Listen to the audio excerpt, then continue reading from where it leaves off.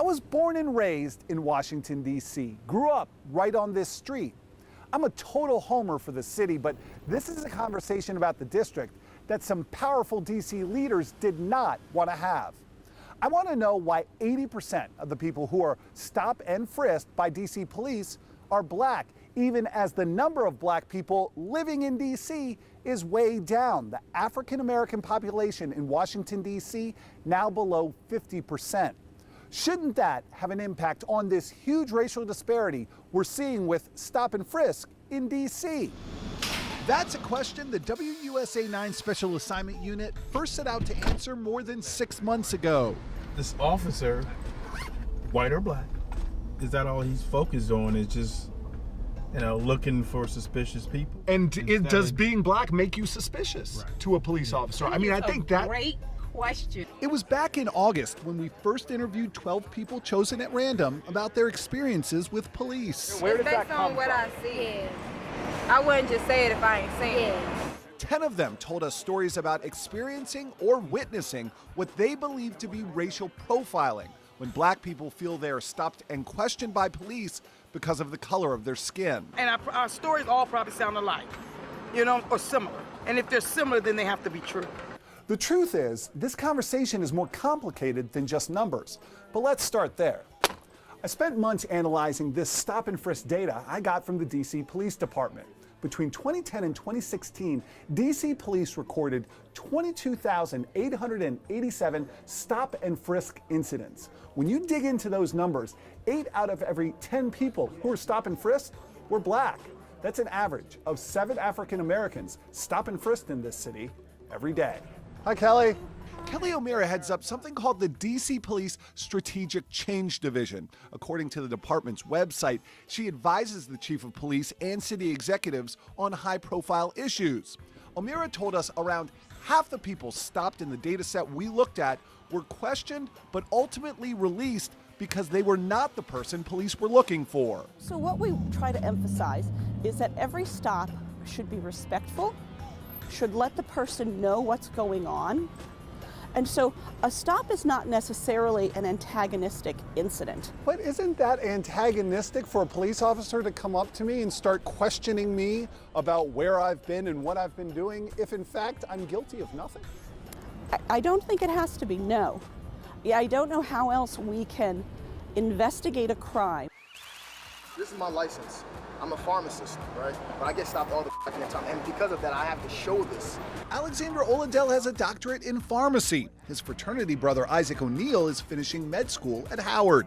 Both told us they had been stopped by police on suspicion of committing crimes they were not guilty of. Oladell told us his experience was particularly troubling. 2 white cars, they come up to me and they put me in handcuffs, and I'm over the dashboard like this, and the whole time I don't know why I did this, but I was literally pleading my case. Oh, I'm a pharmacist student, I didn't do anything.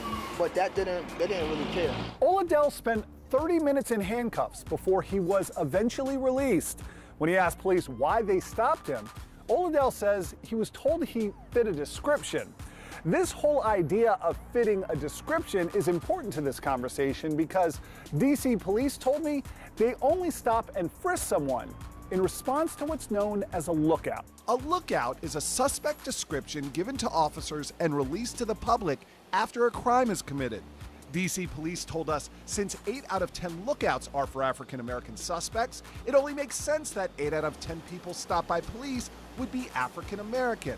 But we checked DC Police's Twitter page and discovered many of those lookouts issued by DC Police are extremely vague. Over and over again, we saw descriptions where the only specifics were black males wearing dark clothing, hardly uncommon. This lookout for a black male wearing a black jacket and blue jeans, prompting one Twitter user to respond, "Great description. I hope the entire male population at Howard University doesn't complicate things." Doesn't that mean that DC Police is not really being judicious enough in who they're actually looking for? I don't think that's what the victims of crime would think. O'Meara also said police typically only approach suspects matching lookout descriptions in the immediate area of a crime, drastically narrowing the number of people who could potentially be stopped and frisked. Hey, my name is Eric Flack. Nice to meet you. So have you been stopped by police unnecessarily? I've been stopped by police more times than I can count. The last time it happened to Paul Butler, he says he was walking in his Northwest DC neighborhood. And all of a sudden, I see a police car roll up, roll down their windows. What are you doing here? I'm walking home, officer.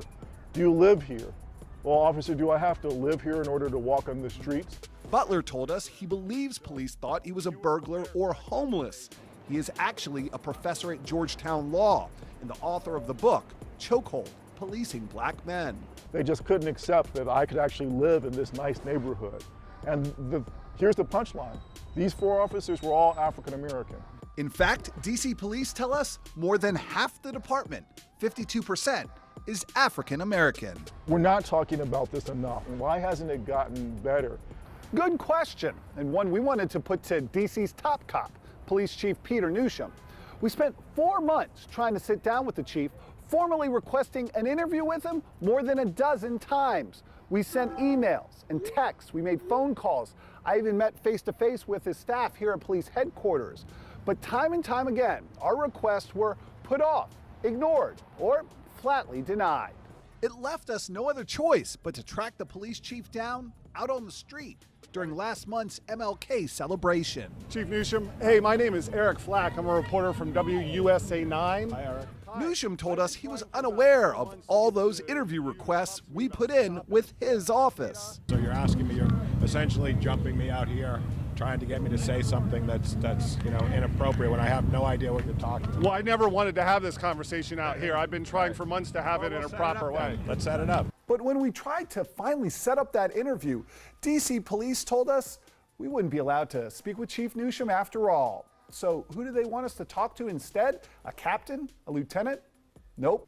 They told us we had to talk about stop and frisk with a person who has never stopped or frisked anyone, a career administrator who has never been a police officer. Remember Kelly O'Mara? Does the chief have more experience talking about that sort of stuff? The chief certainly has more experience actually doing the stops. O'Meara did tell us that part of her civilian role with the department is to help shape stop and frisk policy. And when it comes to the data we studied, the most important thing to consider is not how many black people were stop and frisked, but how they were treated. One, I would ask them, was it done in a respectful manner? You know, we appreciate your taking the time to work with us. We're trying to protect the city. So what do you do if you feel like police were not respectful when they stopped you, or they stopped and frisked you for no reason? Well, you can file a complaint with the department. You can also ask to see the officer's body cam video with a member of the department that can answer questions about the way you were treated. And if you have any stories about DC police, positive or negative, and you want me to know about it, give me a call, email, or tweet here at the station. Eric Flack, WUSA 9.